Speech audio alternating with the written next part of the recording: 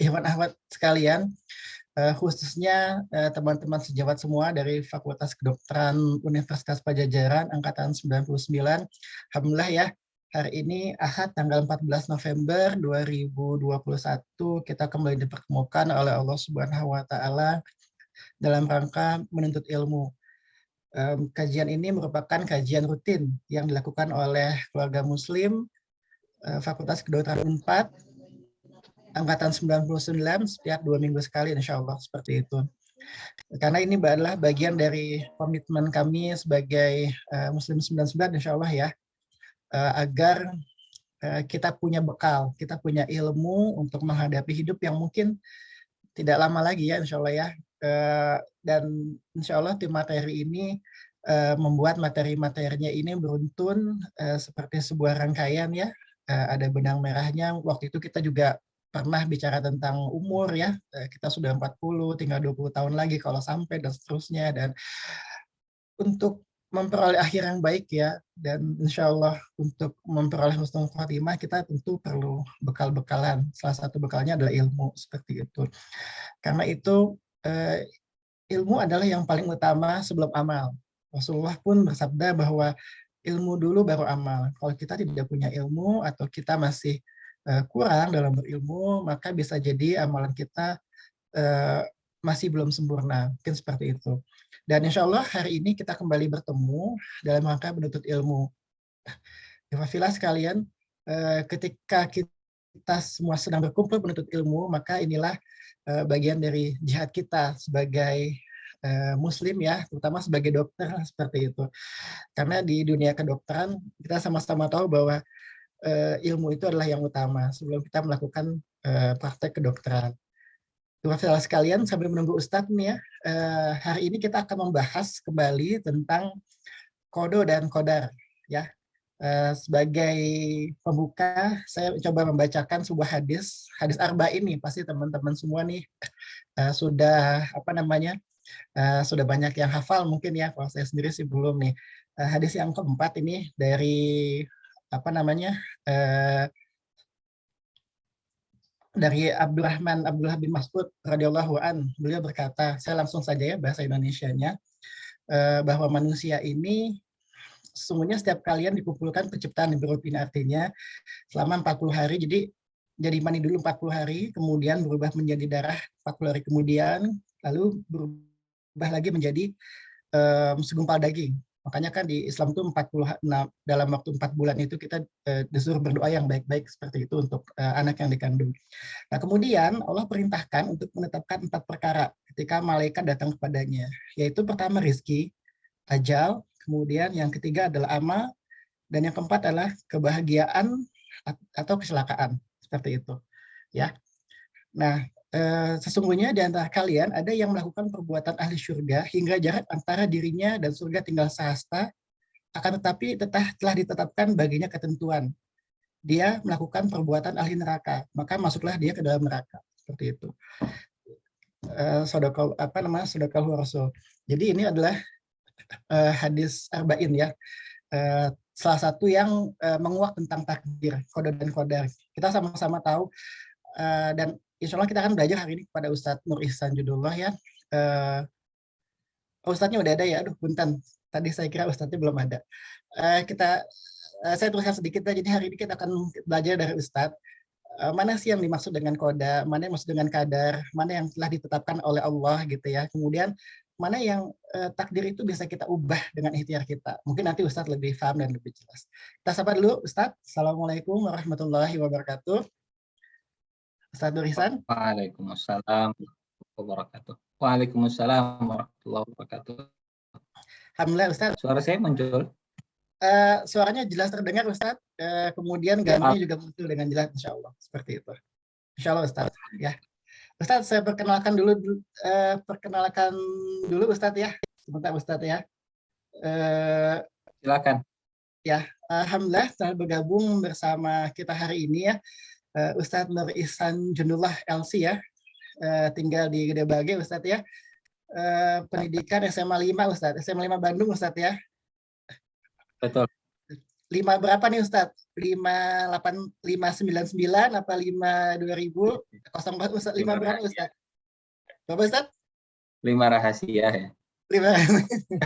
Soalnya ketahuan Ustaz ya kalau anak-anak 524 Ustaz. Jadi kalau Ustaz bilang 580, aduh ini beda 20 tahun nanti. Ya, pendidikan beliau Ustaz nih di Universitas Ummul Qura Mekah Al Mukarramah ya. Alhamdulillah Ustaz ya, subhanallah, kuliah di Mekah Ustaz ya. Fakultasnya jurusan syariah, saat ini aktivitas Ketua Yayasan Rabbani Mengajar. Jadi Ustaz, saya perkenalkan dulu Ustaz, ini adalah keluarga muslim 99 Ustaz ya. Dan memang biasa Ustaz diundang juga ya oleh Ashifa ya Ustaz ya, untuk memberikan beberapa taujih seperti itu Ustaz. Nah ini sempalannya, bukan sempalan ya, bagian lah dari keluarga Fakultas Kedokteran Unpad, Fakultas Kedokteran Unpad secara menyeluruh. Nah hari ini Ustadz kita akan membahas ya tentang kode dan kodar Ustadz.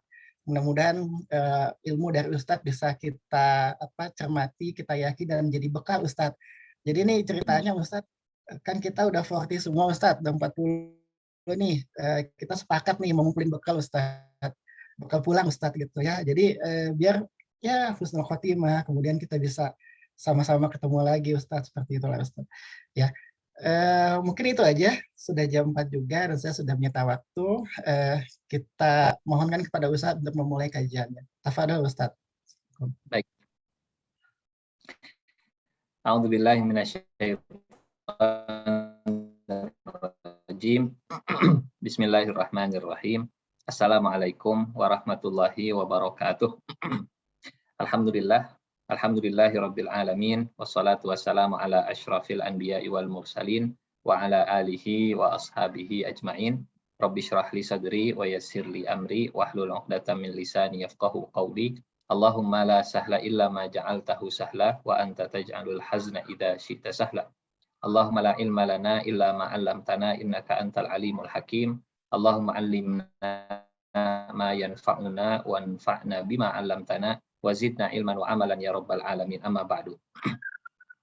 Syukur alhamdulillah sore hari ini kita masih diberi kesempatan beramal soleh, hadir di majelis ilmu secara virtual. Mudah-mudahan semuanya sehat walafiat, keluarganya juga mudah-mudahan selalu disehatkan, dijaga, dilindungi. Mudah-mudahan Allah mudahkan semua urusan kita, Allah lancarkan rizki kita, dan mudah-mudahan kalau ada yang sedang sakit, segera Allah sembuhkan, Allah berikan kesabaran, Allah angkat derajatnya, Allah hapuskan dosa dan kesalahan-kesalahannya. Untuk saudara-saudara kita, orang tua kita yang sudah mendahului, mudah-mudahan mereka dilapangkan alam kuburnya, diterima amal solehnya, diangkat derajatnya, dan semoga nanti kita menyusul dalam keadaan husnul khatimah insyaAllah. Sahabat yang Allah muliakan, Bapak Ibu hadi Zoom ya Allah muliakan ya. Sore hari ini insya Allah kita akan sedikit berbincang-bincang, sharing, kita belajar sama-sama insya Allah tentang salah satu dari bagian keyakinan kita, ya, keimanan kita. Keimanan kita kepada qadha dan qadar. Ya. Bagian yang keenam dari rukun iman kita. Setelah iman kepada Allah, iman kepada kitab, iman kepada malaikat, iman kepada Rasul, iman kepada hari akhir, dan yang keenam, iman kepada qadha dan qadar. Tentunya kita juga bertemu, berkumpul, bersilaturahim, hadir, dan masuk berpartisipasi di Zoom ini juga atas takdir dari Allah Subhanahu wa Ta'ala. Kalau Allah menakdirkan, maka bakal kejadian. Semua yang ditakdirkan oleh Allah terjadi, pasti terjadi. Kondisi yang hari ini kita alami, kondisi pandemi, semuanya juga ketentuan dari Allah Subhanahu wa Ta'ala. Qadar dari Allah Subhanahu wa Ta'ala. Kita hari ini sebagai seorang muslim, ini juga bagian dari takdir Allah Subhanahu wa Ta'ala. Ya. Saya hadir di Zoom ini juga takdir dari Allah Subhanahu wa Ta'ala. Jadi hal yang prinsip keimanan yang lekat dengan keseharian kita. Nggak bisa lepas dari qada, tidak bisa lepas dari qadar. Bahkan Abdullah bin Abbas, beliau sampai menegaskan, siapa yang tidak percaya ya, kepada qada dan qadar, dia nggak punya iman sebenarnya. Jadi rukun iman yang 6 itu, kata beliau, satu kesatuan yang tidak boleh dipisahkan. Nggak boleh cuma percaya Allah, tapi nggak percaya hari kiamat.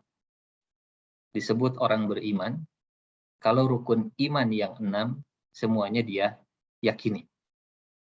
Dia percaya ada Allah, dia juga percaya ada malaikat.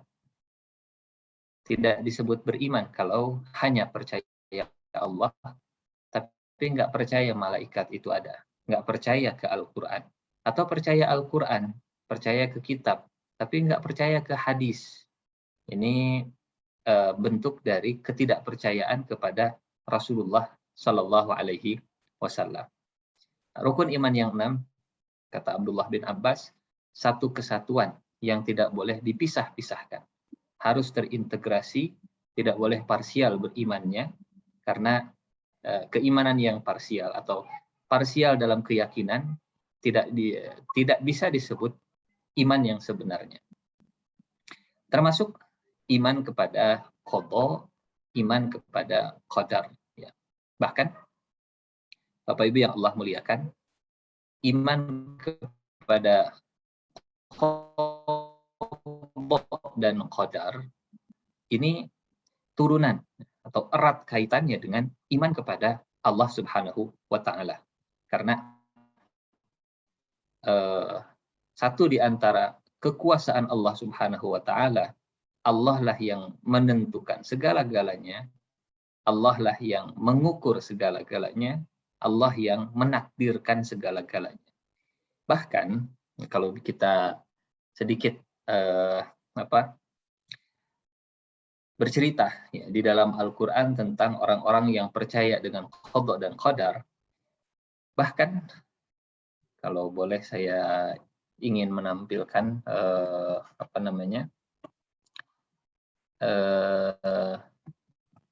slide ya. Saya minta izin. Ya. Ustaz, persilakan Ustaz. Baik, hatur nuhun. Siap. Nah, ada kisah. Kita mulai dari kisah ini ya. Dalam surat Al-A'raf, surat ke-7, ayat ke-16. Iblis, waktu diusir dari surga, Iblis berargumentasi dengan takdir. Berargumentasi dengan takdir. Kata Iblis begini. Qala, di ayat ke-17, di ayat ke-16, maaf. Fabima aghwaytani la aq'udanna lahum siratakal mustaqim. Iblis menjawab, karena engkau ya Allah telah menghukum saya tersesat, karena engkau sudah memvonis saya jadi makhluk yang sesat. Saya kalau begitu akan menghalangi manusia dari jalan yang lurus. Jadi kalimat Iblis ini menggambarkan keyakinan Iblis kepada qada dan qadarnya Allah Subhanahu wa Ta'ala. Tapi ada yang salah dalam penggunaannya. Ada yang tidak percaya ke takdir, ada yang percaya dengan takdir, tapi salah dalam penerapannya, salah dalam penggunaannya, ya, tidak tepat dalam meyakini, menggunakan atau memahami qada dan qadar.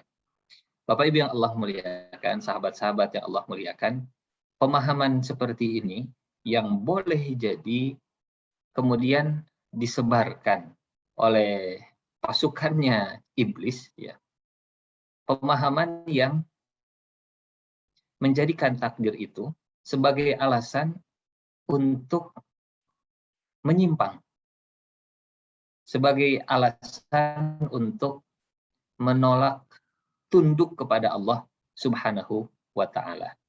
Jadi kata iblis, ya, kalau kita gunakan atau terjemahkan dengan bahasa yang bebas, kata iblis, saya nggak sujud ke Adam, itu kan sudah takdir.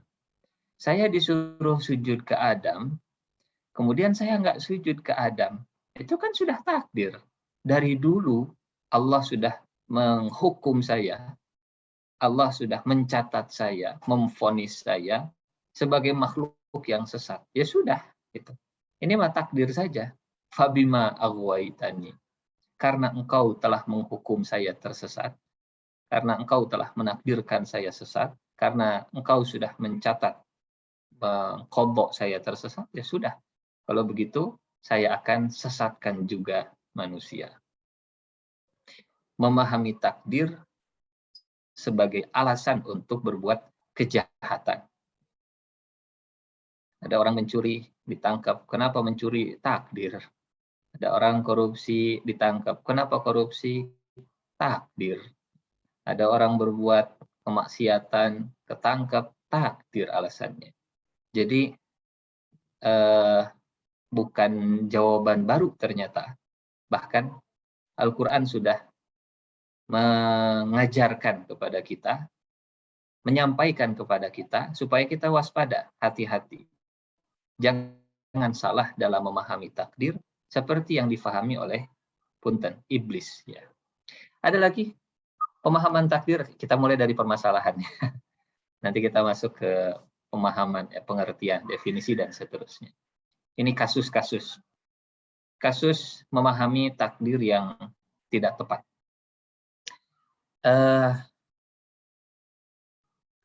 Dulu di dalam Al-Quran juga ada ayat begini. Lau sya'allahu at'amah. Nah, ini dia. Surat Yasin ayat ke-47. Surat yang biasa kita baca kalau malam Jumat, ya, atau hari surat Al-Kahfi juga. Termasuk pemahaman yang salah dengan takdir. Allah menggambarkan di ayat 47 surat Yasin ini orang-orang yang bakhil, pelit, kopet, koret, merege hese, buntut, kasiran, dan seterusnya. Apa alasan mereka nggak mau berinfak? Apa alasan mereka tidak mau berbagi? Apa alasan mereka dibalik sikap mereka yang bakhil? Apabila dikatakan kepada mereka, kata Allah, wa idza qila lahum anfiqu mimma razaqakumullah. Ayo dong kita infak, ayo dong kita berbagi, ayo dong kita donasi, ayo dong kita bantu sesama. Ayo kita nafkahkan sebagian dari rizki yang Allah kasih ke kita. Apa jawaban mereka? Qala alladziina kafaru lilladziina amanu. Orang-orang yang kufur itu, orang-orang yang tidak beriman itu, mereka berkata kepada orang yang beriman. Ini luar biasa. Mereka nggak beriman, tapi mereka menggunakan takdir untuk kebakhilannya. Artinya, kepercayaan mereka kepada takdir tidak merubah status keimanan mereka. Ini kan berbahaya, ya. Iblis percaya takdir itu ada. Allah itu yang mengatur alam semesta. Tapi salah dalam menerapkannya, salah dalam memahaminya, salah juga nanti akibatnya. Akhirnya merasa, ya memang sudah takdir saya begini, ya sudah teruskan saja, sesatkan saja orang-orang. Gitu. Lanjutkan saja perbuatan jahat, toh takdirnya saya memang diciptakan jadi makhluk yang jahat. Kurang lebih begitu, ya, alasan iblis. Di ayat ke-47 surat Yasin, mereka juga sama jawabannya. Orang-orang yang tidak beriman ini mereka menjawab, anut'im man law yasha'ullah at'amah. kenapa kita harus berbagi ke orang yang memang sudah ditakdirkan Allah susah? Kalau Allah menginginkan mereka susah, terus kenapa kita harus bantu? Kurang lebih begitu ya. Apakah kami akan memberi makan kepada orang-orang yang kalau Allah menghendaki, Allah juga pasti bakal ngasih makan mereka. Kenapa juga kita harus membantu orang yang susah? Oh, itu kan takdir Allah untuk mereka. Allah menginginkan mereka susah, itu ketentuan Allah, itu keinginan Allah, itu takdir Allah. Ya sudah, kita nggak usah melawan takdir Allah. Ya sudah, kalau Allah mau juga mereka bisa, kok hidupnya mudah. Kalau Allah mau bisa, kalau mereka hidupnya juga kaya raya. Memang sudah takdirnya begitu, ya sudah. Menggunakan takdir untuk membungkus, melegitimasi, membenarkan kebakhilannya. Ini juga berbahaya. Ya. Jadi turunannya turunannya iblis juga ternyata kalau menggunakan takdir membenarkan kejahatan, membenarkan keburukan, membenarkan sesuatu yang tidak positif, ya, tidak baik. Anut'imu man law yasha'ullahu at'amah in antum illa fi dhalalim mubin.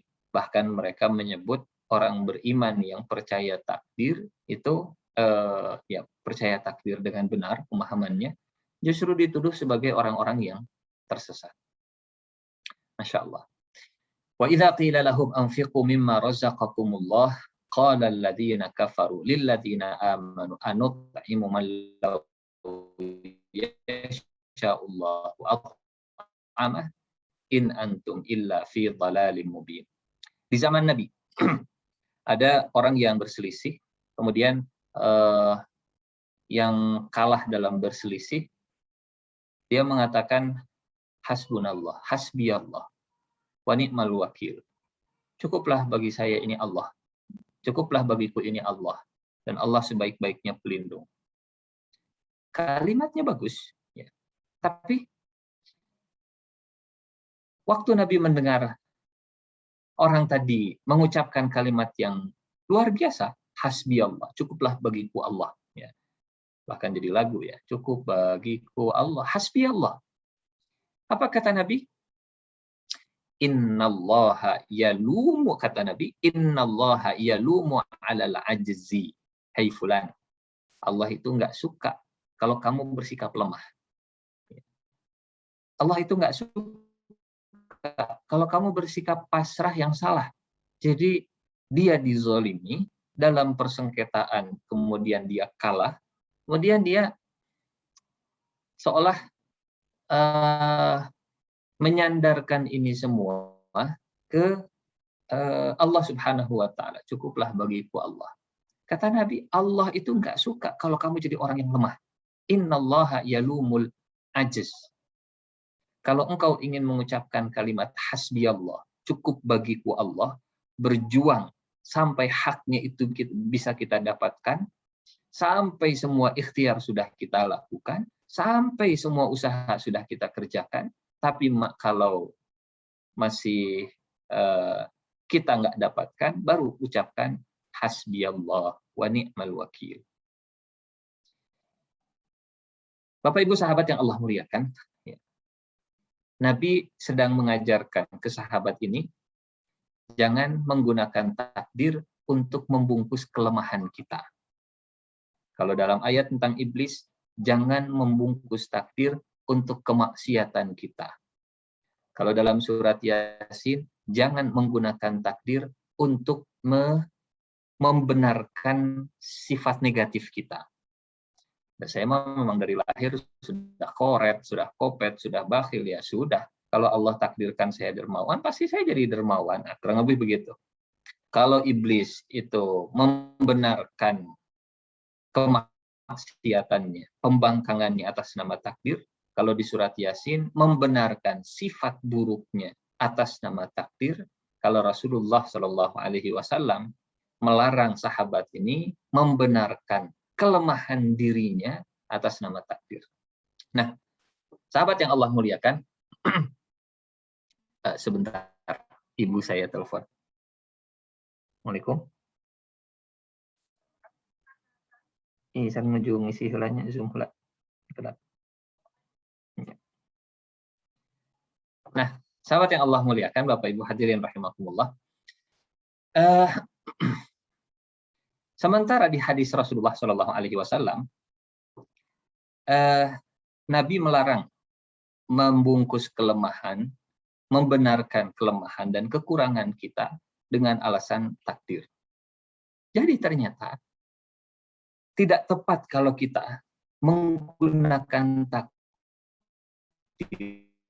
untuk membuat kita jadi orang yang lemah, menerima sisi negatif, bahkan membenarkan kemaksiatan. Bukan seperti itu yang Allah inginkan. Bukan seperti itu memahami qada dan qadar yang Rasulullah harapkan.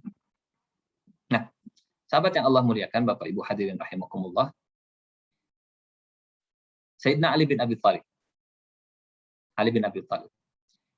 Rasulullah lagi berkunjung ke rumah beliau, ke rumah anaknya, Fatimah. Ya. Kemudian kata Nabi, "Hai Ali, tidur yang cepat," ya kalau terjemahan bebasnya, tidur yang cepat, jangan lupa wudhu, siap-siap, supaya nanti malam kamu bisa bangun, bisa sholat malam. Apa kata Ali bin Abi Thalib? Ya Rasulullah, kalau Allah takdirkan saya bangun, saya pasti bangun. Kalau Allahnya nggak menakdirkan saya bangun, ya gimana lagi? Saya nggak akan bisa bangun. Sekilas mungkin apa ya? Iya betul, takdir itu ada. Percaya bahwa Allah itu yang menentukan. Tapi ternyata jawaban Sayyidina Ali bin Abi Thalib tadi mendapat teguran dari Rasulullah Shallallahu Alaihi Wasallam. Kata Nabi, wa kanal insanu aktsar syai'in jadala. Nabi mengutip ayat Al-Qur'an ya di surat Al-Kahfi ayat ke-54. Dan manusia adalah makhluk yang paling banyak membantah. Wa kanal insanu aktsara syai'in jadala, kata Nabi. Wahai Ali, ya, jangan memahami seperti itu, ya. Tidak boleh memahami takdir untuk membuat kita tidak punya semangat dalam beramal soleh. Jadi ya, kalau Allah takdirkan saya tahajud, salat malam, ya saya pasti bangun. Kalau enggak ya sudah, bukan takdirnya. Ini ditegur oleh Rasulullah Shallallahu Alaihi Wasallam. Wa kanal insanu aktsara syai'in jadala. Bahkan sering kita mendengar ya penggunaan kata yang erat kaitannya ini dengan kehendak Allah, dengan takdir Allah, tapi justru salah dalam penerapannya. Kalimat jika Allah menghendaki. Insya Allah. In artinya jika, sya artinya berkehendak, Allah. Ya, jika Allah berkehendak. Apa yang terbayang pertama kali kalau mendengar kata insya Allah diucapkan oleh orang lain? Kalau kita dengar, kapan bayar hutang? Besoklah insya Allah. Nah, kapan bayar hutang? Besoklah insya Allah. Insya Allah, insya Allah. Bahkan kadang responnya begini, tong pakai insya Allah atau tong pakai insya Allah. Jangan pakai insya Allah. Jadi jika Allah menghendaki, itu justru difahami, bahkan diucapkan dan diyakini bahwa ya mual dikerjakan, nggak akan dikerjakan. Tolong ya nanti kita kumpulnya tepat waktu, siap insya Allah. Kan sudah insya Allah, kan saya sudah insya Allah.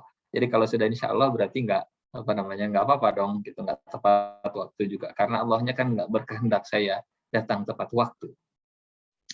Ini yang beredar ya, ini yang terjadi di sekitar, atau mungkin bahkan kita juga seringkali terjerumus atau ya kepleset lah memahami takdir seperti itu.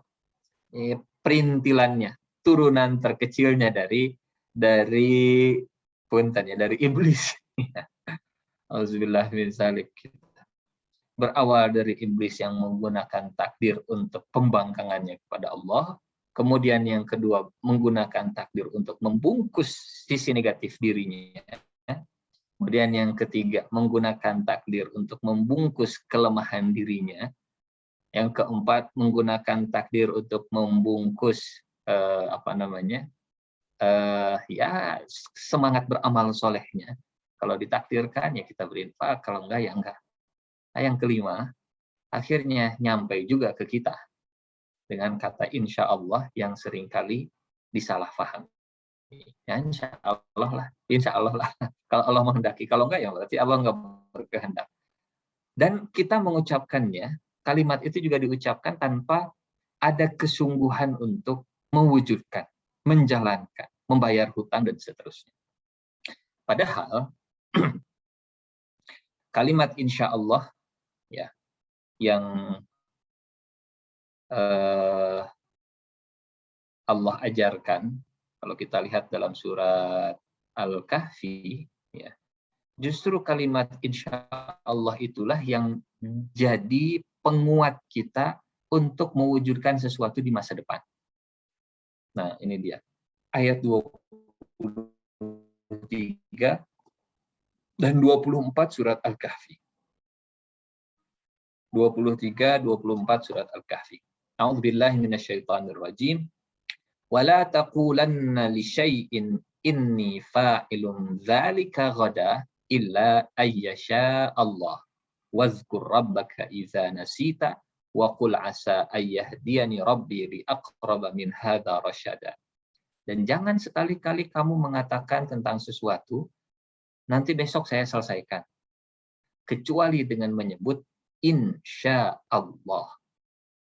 Dok, kapan ini saya mau bimbingan? Besok ya, insya Allah. Tapi sekali lagi ya, jangan memahami insya Allahnya seperti insya Allah di surat Al-A'raf tadi. Insya Allahnya, insya Allah saya pasti akan kerjakan. Insya Allah. Bisa. Insya Allah. Kalau lagi training, misalnya. Kita bisa. Insya Allah. Dulu, kenapa ayat ini turun? Rasulullah Shallallahu Alaihi Wasallam, beliau ditanya tentang kisah pemuda Kahfi, ya, salah satu pertanyaannya. Wahai Muhammad, gimana ceritanya pemuda yang hilang? Berapa jumlah mereka? Berapa lama mereka menghilang? Kata Nabi, besok saya jawab. Kata orang Mekah, kenapa besok? Ya, karena saya hari ini nggak punya jawabannya. Besok, oke lah kalau begitu besok. Dengan harapan, mudah-mudahan Allah memerintahkan malaikat Jibril turun memberi jawaban. Mudah-mudahan ada wahyu turun. Ternyata besok malaikat Jibril tidak turun, lusa juga nggak turun. Sementara orang-orang Mekah, ya orang-orang musyrik Mekah, mereka nagih terus-terusan. Kapan Muhammad jawabannya? Mana jawabannya? Katanya besok, setelah besok, besok lagi. Bayangkan bagaimana perasaan Nabi yang tertekan dengan janji tadi ya, besok. Sementara dari Allah belum ada wahyu, belum ada jawaban. Mungkin mirip seperti kita yang dikejar-kejar tagihan, sementara untuk bayar cicilannya belum ada. Yang nagih sudah datang, mudah-mudahan bukan pinjol ilegal ya. Mana bayar, katanya besok. Sementara untuk bayar hutangnya belum ada. Berhari-hari, bukan sehari 2 hari Rasulullah nunggu wahyu, sampai 15 hari. 15 hari. Baru setelah 15 hari turun surat Al-Kahfi. Alhamdulillahilladzi anzala ala abdihil kitab. Segala puji bagi Allah yang telah menurunkan Al-Quran. Itu awal pertama ya. Awal ayat surat Al-Kahfi. Segala puji bagi Allah yang telah menurunkan Al-Quran. Sama seperti kita, kalau sudah jatuh Tempo nggak ada uang, tiba-tiba kita nemu uang di balik peci. Alhamdulillah yang sudah ngasih uang ke saya. Bayar hutang. Kenapa Allah Subhanahu wa taala menunda jawaban dan turunnya wahyu ke Rasulullah Shallallahu alaihi wasallam? Ternyata sebabnya ini, ayat 23 24. Nabi tidak menjawab dengan kalimat insya Allah. Jadi ternyata Bapak Ibu sahabat yang Allah muliakan, justru sebaliknya, ya, kalau kita tidak melibatkan kehendak Allah, sudah nggak jadi. Kalimat insya Allah itulah yang akan menyertakan Allah dalam ikhtiar kita, sehingga kita semangat untuk mewujudkannya. Dan Allah akan kasih bantuan. Kalau nggak melibatkan Allah, kapan nikah misalnya belum nikah, kapan lulus misalnya belum lulus, kapan kuliah lagi misalnya yang mau kuliah. Jangan lupakan jawaban insya Allah. Karena di situ kita melibatkan Allah Subhanahu wa taala, dan kalau Allah sudah dilibatkan, kita juga jadi semangat untuk mewujudkan. Ada Allah yang bersama kita. Ada Allah yang menolong kita. Kalau nggak melibatkan Allah, ya Allah serahkan, supaya silahkan urus sendiri gitu. Memangnya bisa mengendalikan sesuatu tanpa melibatkan Allah? Memangnya bisa memberikan jawaban tanpa melibatkan Allah? Wala taqulanna li syai'in inni fa'ilun dzalika ghada illa ayyasha Allah. Nah, sahabat yang Allah muliakan, dari kasus-kasus tadi, dari permasalahan-permasalahan tadi, cara memahami takdir dan qada dan qadar yang tidak tepat. Oh iya, satu lagi mungkin ya. Ada kisah di zaman Umar bin Khattab, kalau saya tidak salah, di zaman Umar bin Khattab. Ada pencuri, ketangkep pencuri ini. Kemudian ditanya, kenapa kamu mencuri? Kenapa kamu korupsi? Kenapa maling? Kata koruptornya, ya gimana lagi? Sudah takdir. Sudah takdir saya mencuri. Karena menggunakan takdir untuk alasan, menggunakan takdir untuk kemaksiatan, untuk pencurian, untuk kejahatan. Apa jawaban Umar bin Khattab? Umar bin Khattab cerdas ya. Ini orang sembarangan memahami takdirnya, nggak benar. Akhirnya Umar bin Khattab nampar orang tadi. Caplah, dikepret ya, ditampar sekeras-kerasnya. Kaget si pencuri ini sambil pegang pipinya, kenapa saya ditampar? Kenapa saya dikepret? Kata Umar bin Khattab, ya itulah takdir. Kalau kamu bilang mencuri itu takdir, tah ya kita takdir. Tah eta ge takdir. Ya bagus juga ya. Cara menyadarkan orang yang beralasan dengan takdir untuk kelemahannya, untuk sisi negatifnya, untuk keburukannya, untuk kemalasannya, untuk kejahatannya, kepret kalau yang seperti itu ya. Seperti Umar bin Khattab. Tenanglah, nanti juga kalau sudah takdir mau pasti ada jodohnya. Kepreta, ini juga takdir. Cari, usahakan, pantaskan diri kita. Saya mah sudah lahir dari keluarga yang fakir, miskin. Memang sudah takdirnya hidup saya akan fakir, akan miskin. Mati juga kayaknya takdir saya miskin.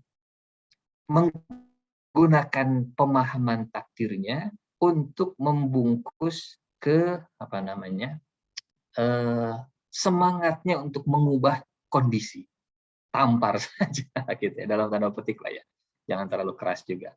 Tapi itu luar biasa cara Umar bin Khattab mengusir setan dari pikiran pencuri tadi. Sekalinya ditampar, apalagi Umar bin Khattab yang ditakuti setan. Tamparannya itu menyadarkan orang tadi. Nah, ini juga takdir. Kisah yang berikutnya. Nah, ini punten ya, mukadimahnya cukup panjang. Karena insya Allah kita sampai Isya kan ya? Betul dok? Atau sampai subuh? Boleh dok? Boleh Ustaz. Kita lanjut ke kisah yang berikutnya. Kisah terakhir lah insya Allah. Kisah terakhir. Tadi sudah kisah iblis, kisah bakhil berinfak, kisah apa lagi? Ya, kisah Nabi di surat Al-Kahfi. Kemudian kisah Nabi dengan Ali bin Abi Thalib. Ya, kisah Nabi mencela orang yang lemah dalam persengketaan. Kisah terakhir.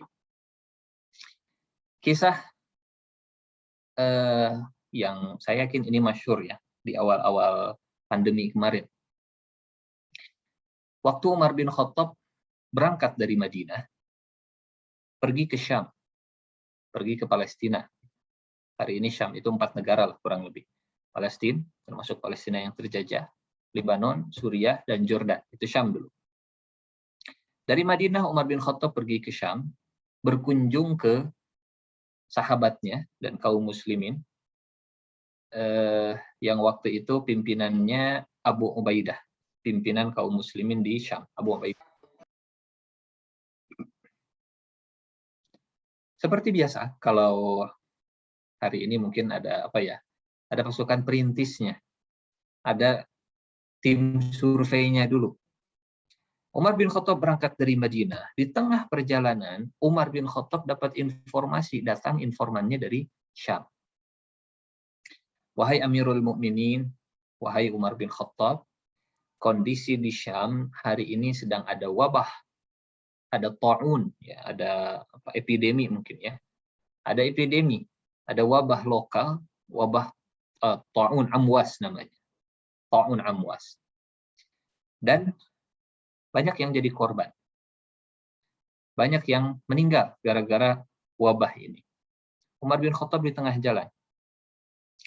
Akhirnya, informasi tadi diolah oleh Umar bin Khattab, dibicarakan, didiskusikan, kemudian disimpulkan oleh Umar bin Khattab.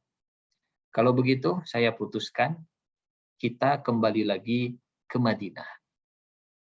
Kita balik lagi ke Madinah. Ada yang nyeletuk begini di depan Umar bin Khattab. Ya Amirul Mukminin, wahai Amirul Mukminin, bukankah sikapmu ini sama seperti lari dari takdir Allah? Bukankah engkau sedang, kalau begini caranya engkau lari dari takdir Allah? Kata Umar bin Khattab, kalau bukan engkau yang ngomong, ya, saya akan kasih sanksi.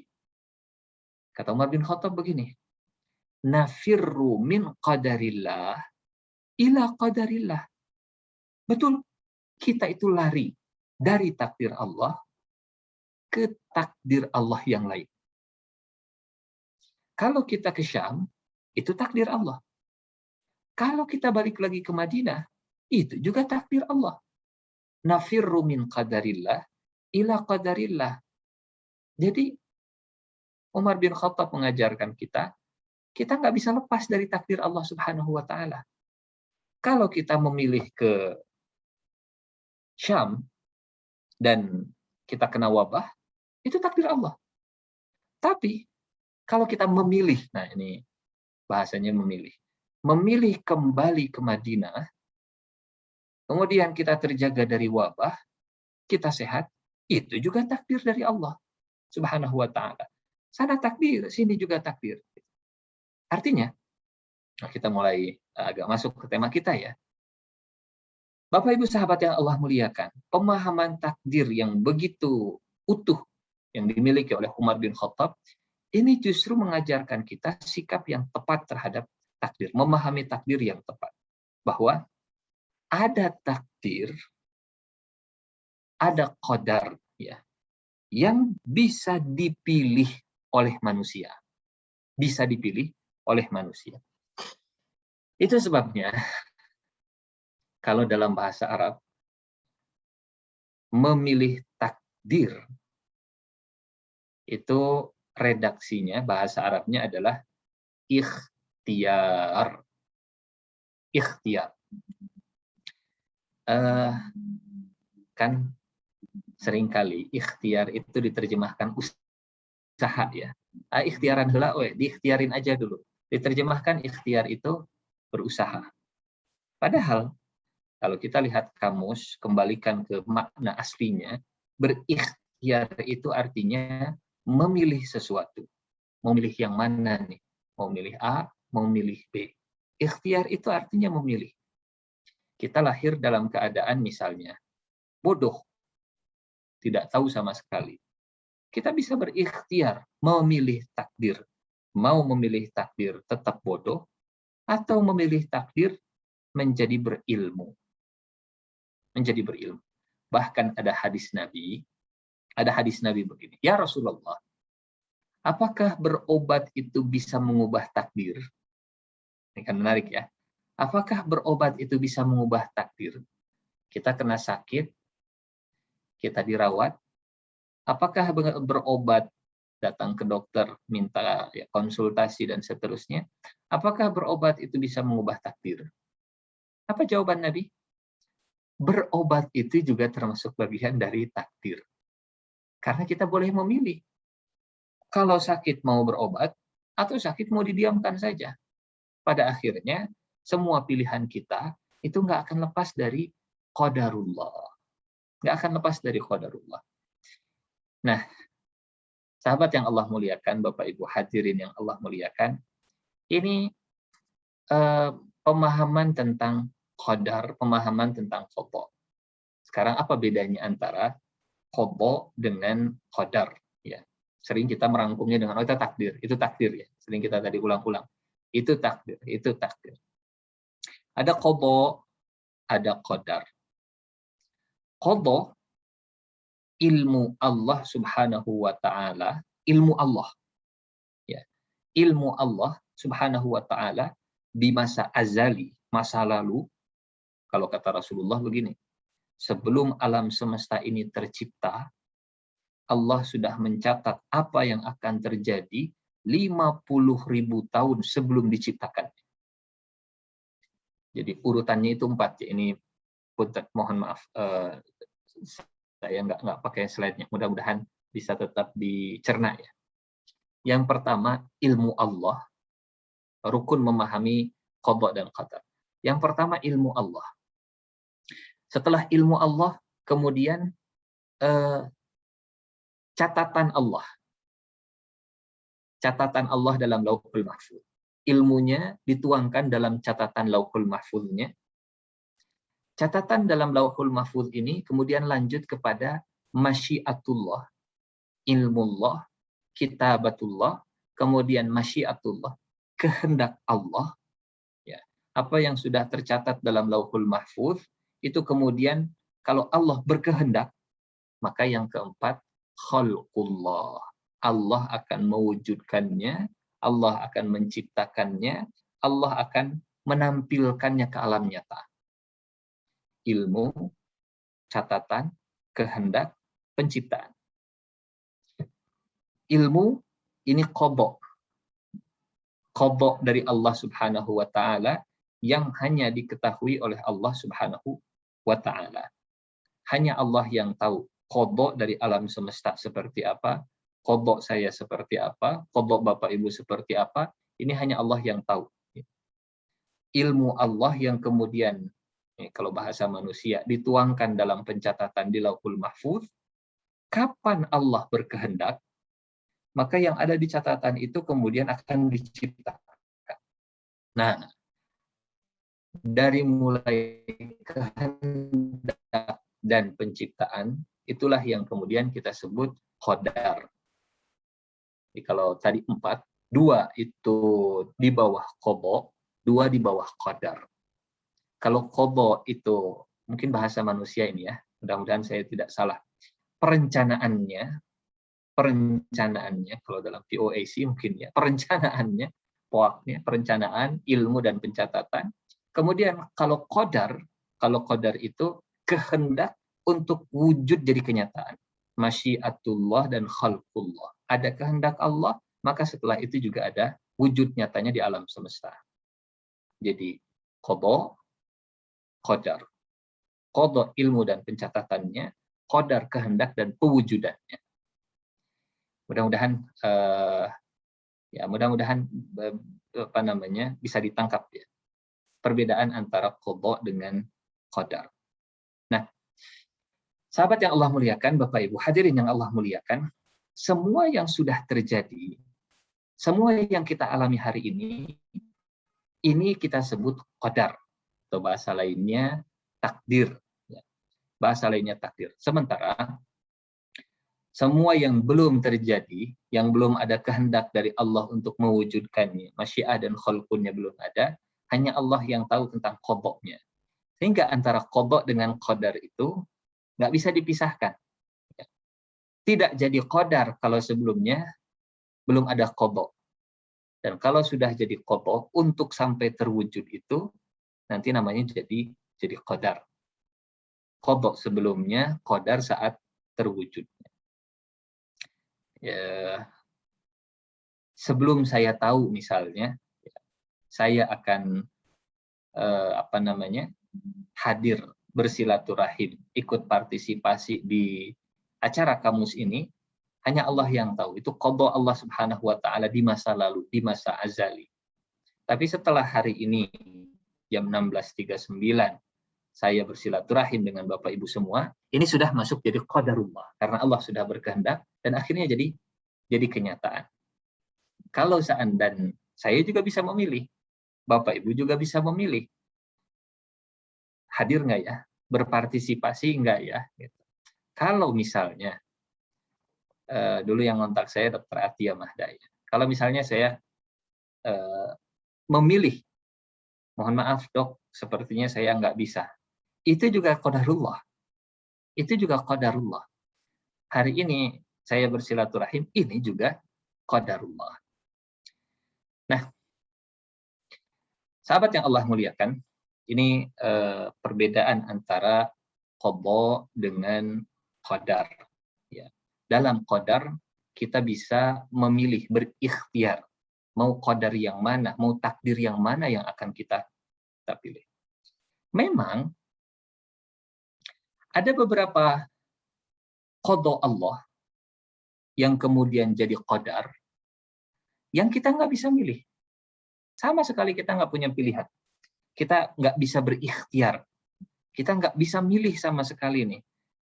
Mau ambil takdir yang mana. Contohnya bagaimana? Saya nggak bisa milih waktu lahir harus jadi atau pengen jadi orang Arab biar mancung hidungnya, atau orang Eropa supaya tinggi badannya, ya, supaya bule rambutnya, supaya pirang rambutnya, supaya biru matanya. Saya nggak bisa milih ke Allah Subhanahu wa taala takdir saya jadi anak sultan misal, anaknya Raja Saudi misal. Saya nggak bisa milih. Saya nggak bisa milih orang tua saya. Saya nggak bisa milih takdir siapa ibu saya. Saya nggak bisa milih lahir di mana. Saya nggak bisa milih itu. Nah, kalau ini luar biasa, adilnya Allah Subhanahu wa taala. Kalau kita ditakdirkan ada qadha yang kemudian jadi qadar, yang di situ kita nggak bisa milih.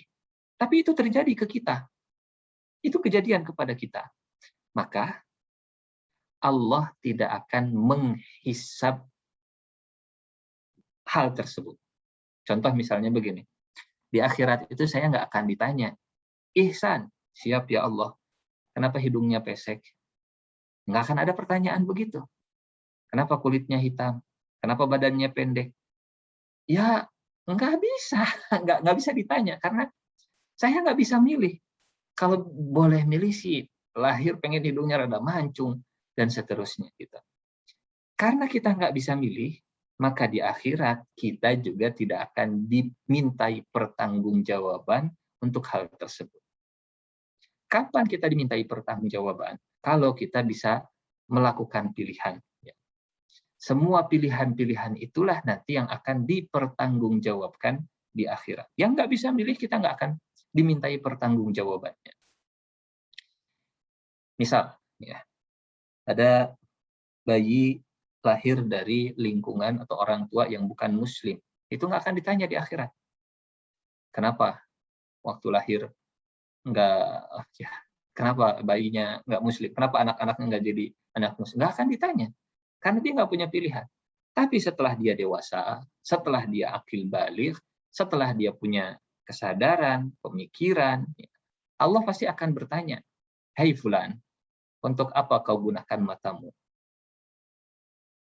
Bukankah sudah datang pengetahuan tentang Nabi, tentang Muhammad, tentang surga, tentang neraka, tentang agama? Bukankah kami, kata Allah, sudah ngasih petunjuk-petunjuk? Bukankah kami sudah kirim orang-orang yang mengajarkan, menyampaikan tentang kebenaran?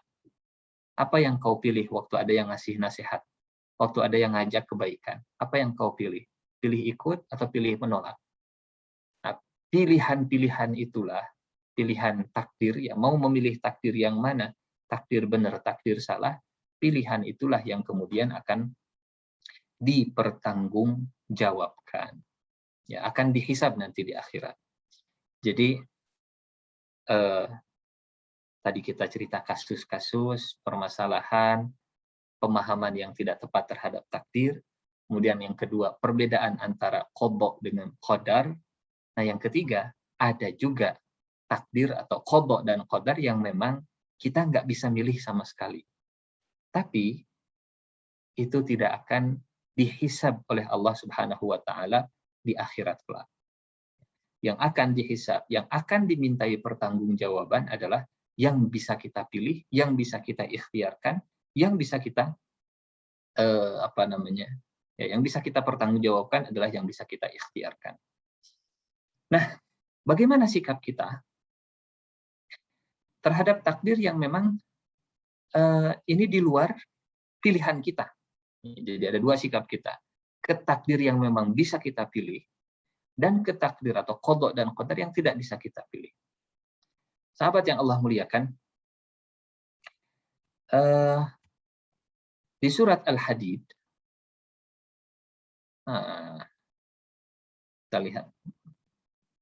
Surat Al-Hadid ayat ke-22 dan 23. Ya. 22 dan 23. A'udzu billahi minasyaitonir rajim. Bismillahirrahmanirrahim. Ma asaba min musibatin fil ardi wala fi anfusikum illa fi kitabim min qabli an nabra'aha. Inna dzalika 'ala Allah yasir. Likai la ta'saw 'ala ma fatakum wala tafrahu bima ataakum wallahu la yuhibbu kulla mukhtalin fakhur.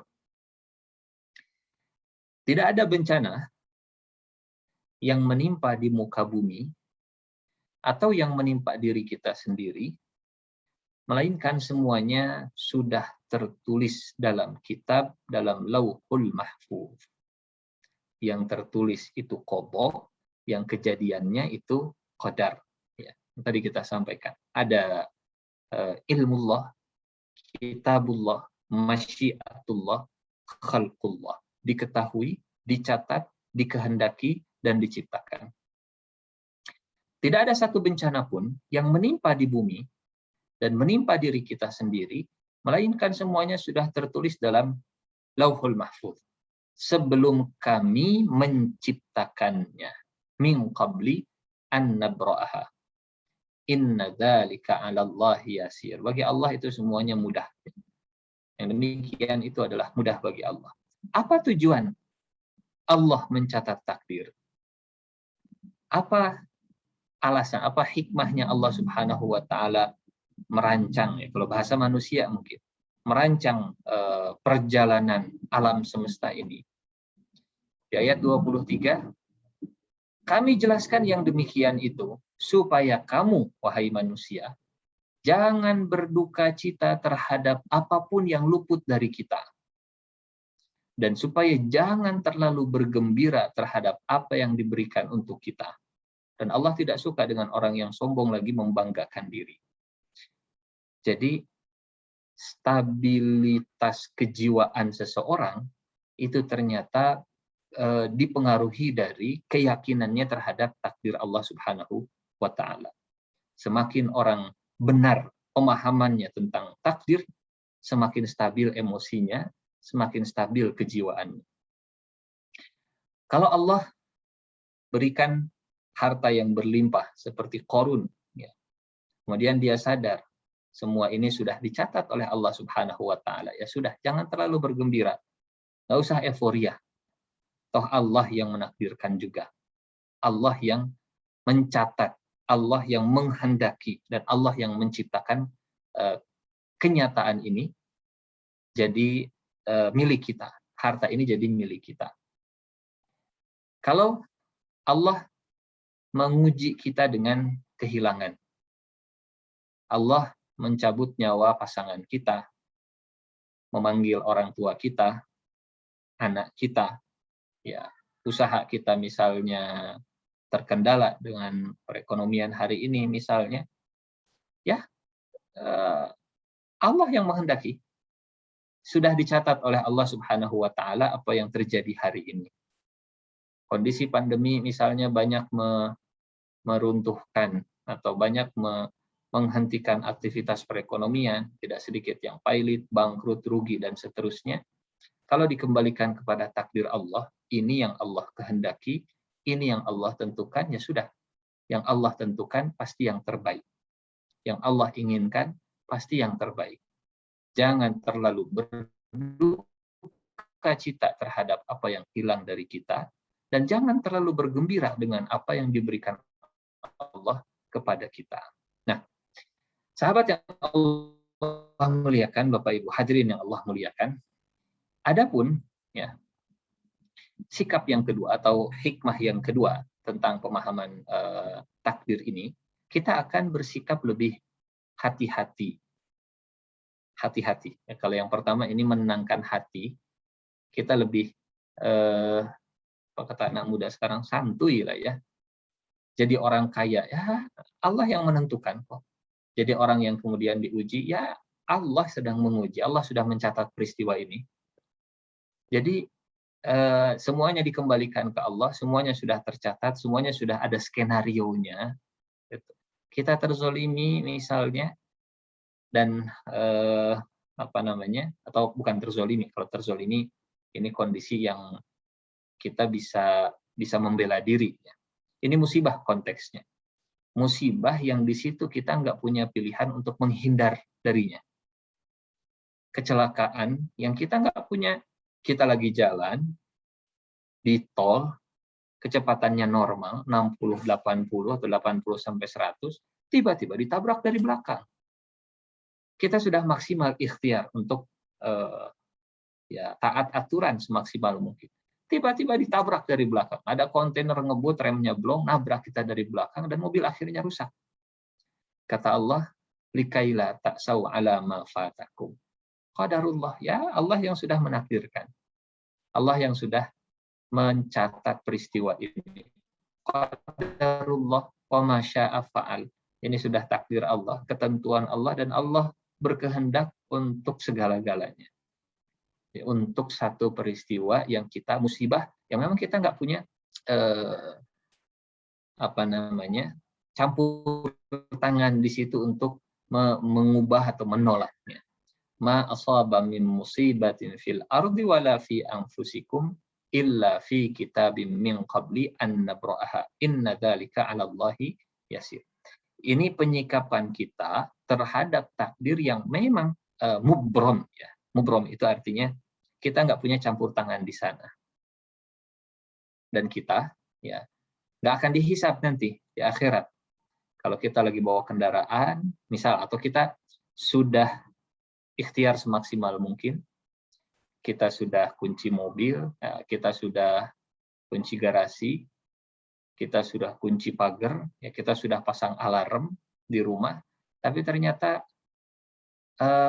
mobil kita dicuri juga, motor kita dipaling juga. Kita nggak akan dihisab. Kenapa? Motornya kehilangan. Nggak akan dihisab untuk hal yang seperti itu. Kapan hisab itu dari Allah Subhanahu wa taala ditanyakan ke kita? Untuk semua yang bisa kita pilih, untuk semua yang bisa kita lakukan. Nah, tadi Dr. Aji ya membacakan hadis keempat.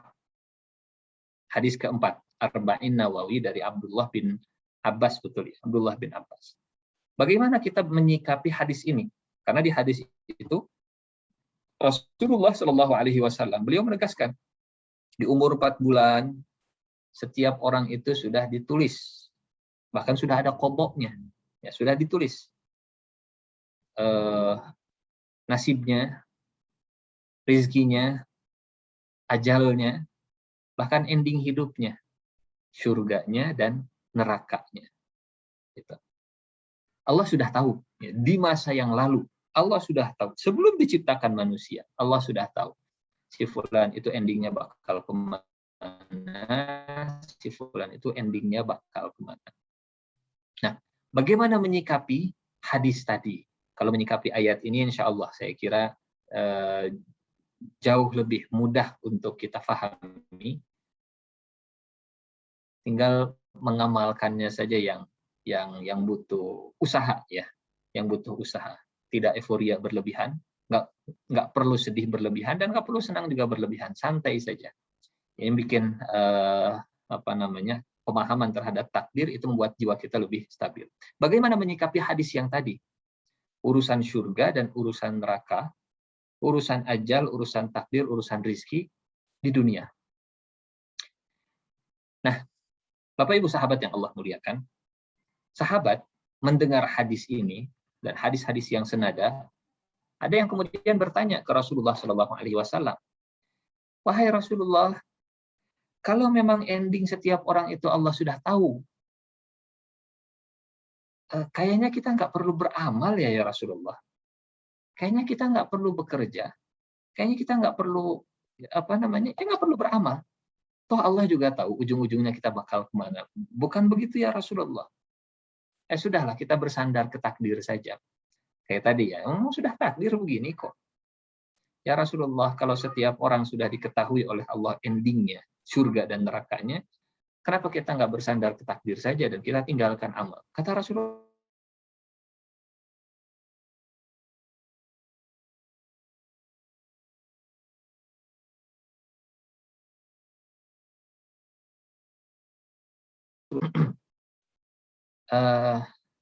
fa'amma man a'ta wattaqa wa saddaqa bil husna fasanuyassiruhu lil yusra.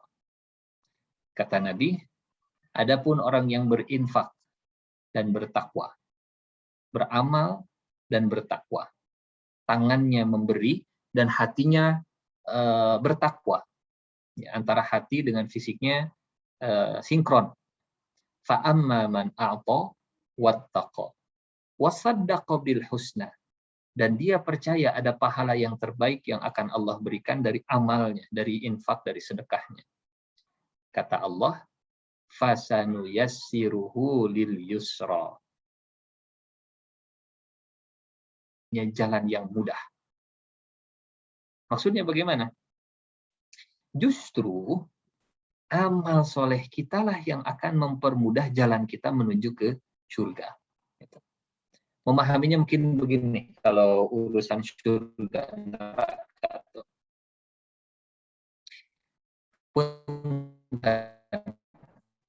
Kalau kita mau punya keturunan, ini analogi saja, pendekatan ya. Kalau kita mau punya keturunan, bagaimana kita, apa yang harus kita lakukan supaya kita punya keturunan? Bisa nggak kita menggunakan alasan takdir? Tenanglah. Kalau Allah sudah takdirkan kita punya anak, juga bakal dikasih anak sama Allah. Bisa nggak takdir itu dipakai?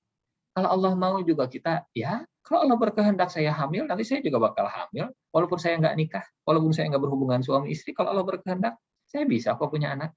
Oh, Nabi Nabi Isa juga bisa kok lahir dari Siti Maryam yang nggak punya suami. Kalau Allah berkehendak, apakah sikap seperti itu benar? Dibenarkan?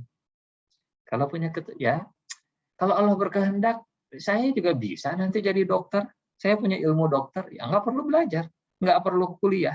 Biarin aja, nanti juga kalau Allah berkehendak, saya pasti bakal bisa ilmu kedokteran. Apakah sikap seperti itu yang benar memahami takdirnya? Yang memahami takdir dalam masalah itu. Saya kira kita juga bisa menilai ya, nggak benar ternyata sikap seperti itu. Dan itu juga yang kita pakai. Kalau Allah berkehendak, ya Allah bakal masukkan saya ke surga, walaupun saya nggak beramal. Itu yang ditegur oleh Rasulullah. Jangan beramal justru. Justru amalmu itulah yang akan memudahkan jalan menuju ke surga. Fasanuyassiruhu lil yusra. Amalmu, sodakohmu, takwamu, keyakinanmu kepada surga yang akan memudahkan jalanmu menuju ke surga. Justru nikah itu yang akan memudahkan jalan kita memiliki keturunan. Jadi yakinnya sudah benar, amalnya juga harus benar, pahamnya harus benar, nanti efek dalam beramalnya juga pasti benar. Jadi hadis tadi supaya kita tidak salah paham, ya sudah, kalau setiap orang sudah ditakdirkan surga dan neraka, ya nggak usah beramal lah kalau begitu. Itu sama seperti tadi. Kalau Allah menakdirkan saya punya anak, ya pasti Allah bakal kasih anak. Saya punya keluarga, walaupun saya nggak nikah. Kan menghayal, ya halusinasi tinggi kalau begitu. Ya kalau Allah berkehendak saya jadi dokter spesialis, jadi saya dokter spesialis. Nggak usah kuliah juga nggak apa-apa. Ini disintrek, dikepret yang begitu ya. Kalau ada pemahaman seperti itu. Fa'amma man a'ta wattaqa wa saddaqa bil husna fasanuyassiruhu lil yusra. Nah, sebagai penutup, Bapak Ibu sahabat yang Allah muliakan, tadi nantilah dirangkum sama Dokter Aji lah ya, silahkan direview sendiri sama Dokter Aji. Bapak Ibu yang Allah muliakan, sahabat yang Allah muliakan, pemahaman tentang qadha dan qadar ini justru akan melahirkan, kalau benar pemahamannya, justru akan memunculkan semangat yang luar biasa. Pertama karena kita tidak tahu qadha Allah itu seperti apa. Kalau kita tahu qadha-nya seperti apa, ya kita juga akan beda sikapnya. Ya. Pertama hanya Allah yang tahu apa yang tercatat dalam Lauhul Mahfuz. Yang kedua, karena Allah memberikan kita pilihan, Allah kasih kita pilihan, ada qadha, ada qadar yang memang bisa kita tentukan. Justru disitulah Allah memberikan kesempatan kepada manusia untuk mengumpulkan amal soleh, untuk mengubah dirinya jadi lebih baik, untuk berkembang, untuk semakin pintar, untuk semakin tinggi, untuk mengubah dirinya jadi lebih baik. Ustaz, saya memang berasal dari keluarga yang jauh dari agama. Waktu kecil juga saya nggak pesantren. Kemudian saya juga nggak pernah ngaji, majelis taklim. Ya, kayaknya memang sudah takdirnya saat keluarga saya dan anak-anak saya mau begini apa adanya. Itu salah. Ya, salah. Sama seperti tadi, menyalahkan takdir, menggunakan takdir, membungkus kelemahannya, membungkus kemalasannya, keburukan diri. Justru pemahaman takdir itu, kita bisa memilih takdir. Kita bisa memilih takdir. Sehingga keseimbangan dalam pemahaman terhadap takdir itu akan menjaga supaya umat ini tidak tidak terbelakang dengan alasan keimanannya kepada qadha dan qadar.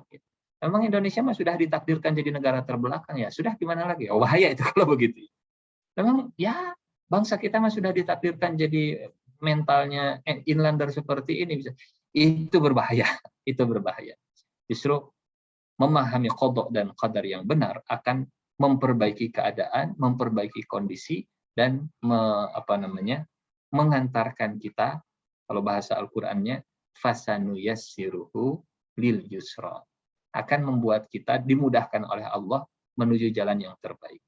Wallahu a'lam bishawab, itu yang bisa disampaikan. Semoga ada manfaatnya. Saya kembalikan ke Dr. Aji, silahkan. Assalamualaikum warahmatullahi wabarakatuh. Waalaikumsalam warahmatullahi wabarakatuh.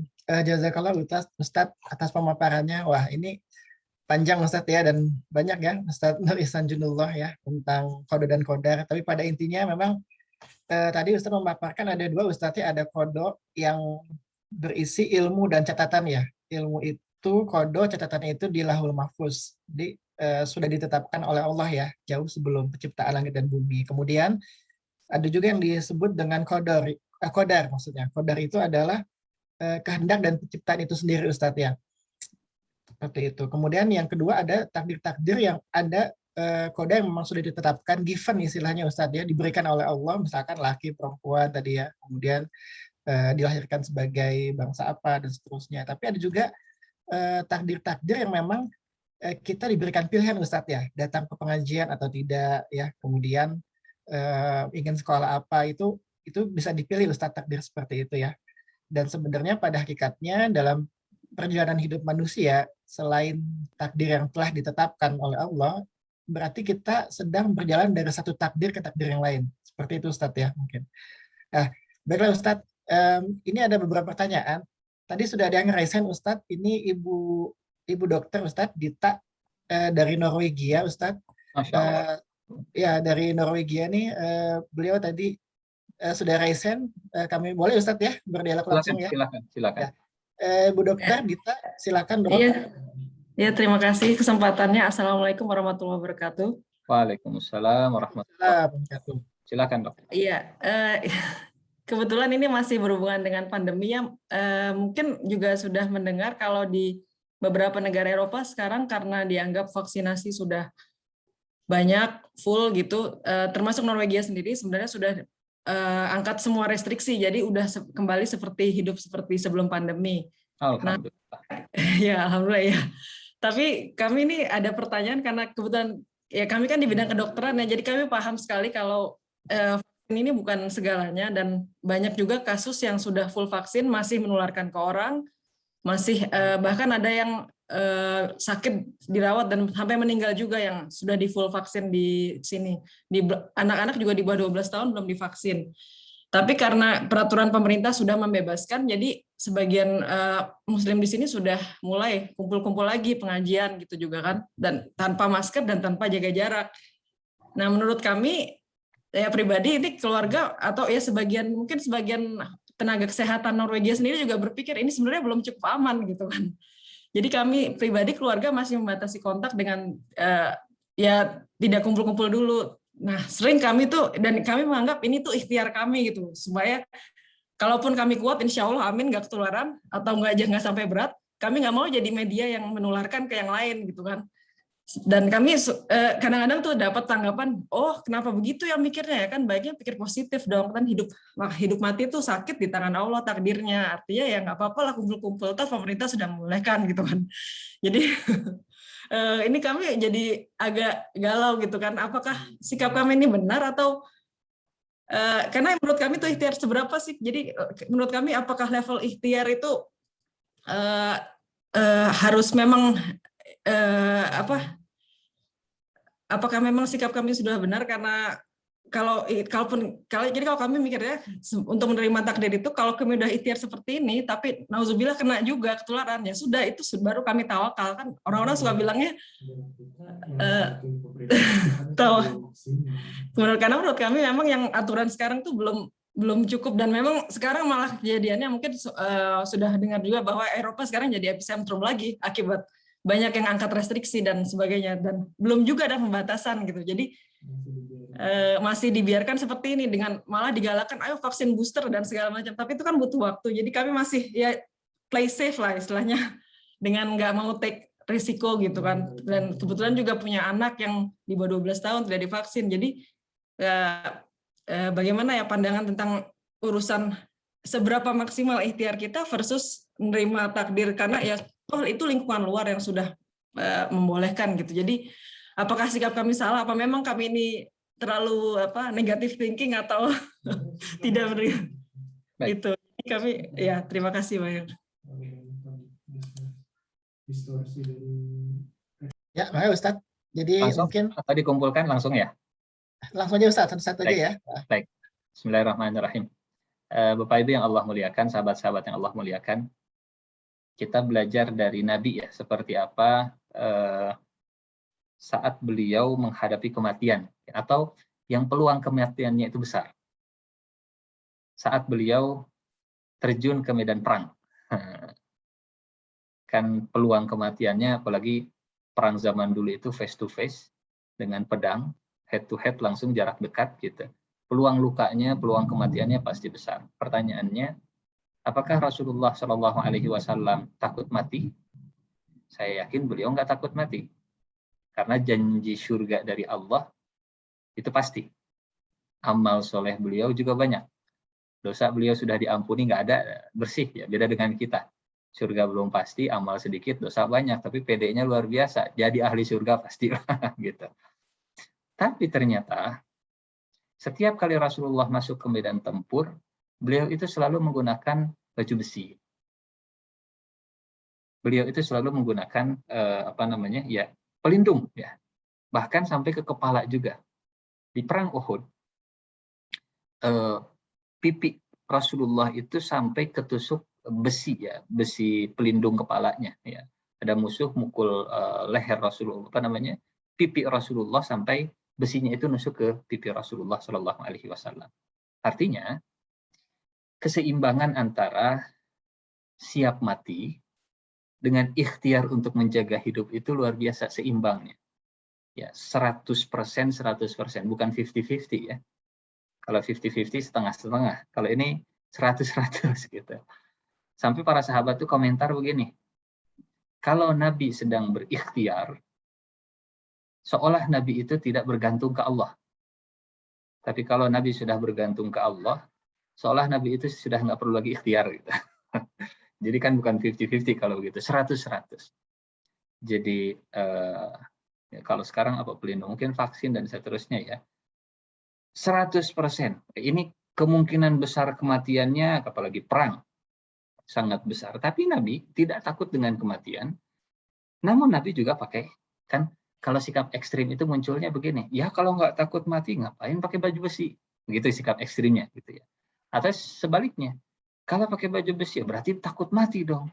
Ternyata nggak begitu cara Nabi. Nabi itu wasatiyah pemahamannya. Ada di tengah.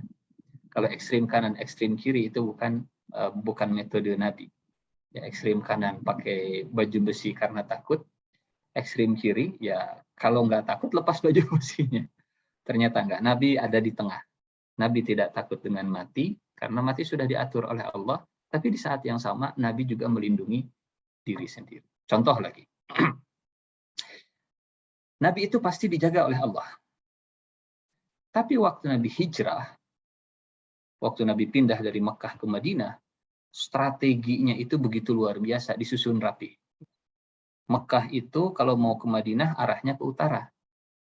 Tapi Nabi sembunyi dulu, istirahat dulu, tidur dulu di Gua Sur yang posisinya selatan kota Mekah. Ini Mekah, ini Madinah. Tapi Nabi sembunyi di bawah. Siapa yang bakal nyangka kalau Nabi mau ke utara, tapi Nabi justru malah berada di selatan, gitu ya. Pergi ke selatan dulu. Kemudian jejak kakinya itu dihilangkan. Cara menghilangkannya gimana?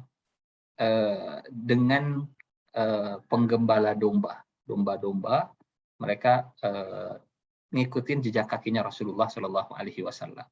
Kapan Nabi keluar dari rumahnya? Di siang hari, waktu orang-orang masih istirahat di dalam rumah. Saking panasnya, saking teriknya, orang-orang berlindung di rumah, Nabi keluar. Dan ya usaha itu kadang diuji sama Allah. Kan kita tahu waktu Nabi hijrah itu, Abu Jahal sampai di mulut Gua Sur. Sampai di mulut Gua Sur. Kalau bukan karena bergantung ke Allah, mungkin sudah jatuh mentalnya. Strategi saya gagal. Mereka bisa nyampe juga ke mulut Gua Sur. Mereka bisa ngejar kita juga. Jadi kalau lagi ikhtiar 100% maksimal, kalau sudah bergantung ke Allah, ya 100% juga maksimal. Hingga kata Nabi ke Abu Bakar. Abu Bakar sudah tegang. Ya Rasulullah, itu mereka kalau nengok ke bawah, kita bakal ketangkap ya Rasulullah. Sudah khawatir dengan nyawa Nabi. Kata Nabi, hai Abu Bakar, bagaimana pendapatmu dengan dua orang? Allah jadi yang ketiganya. Ma baluka bisnain, Allahu thalithuhuma. La tahzan, innallaha ma'ana. Jangan takut, Allah bersama kita. Wallahu a'lam bishawab, itu mungkin ya kalau dalam urusan medis tentunya para dokter ini nakes yang jauh lebih paham ya. Ikhtiar maksimal itu batasannya sampai mana? Pokoknya sampai maksimal 100% gitu.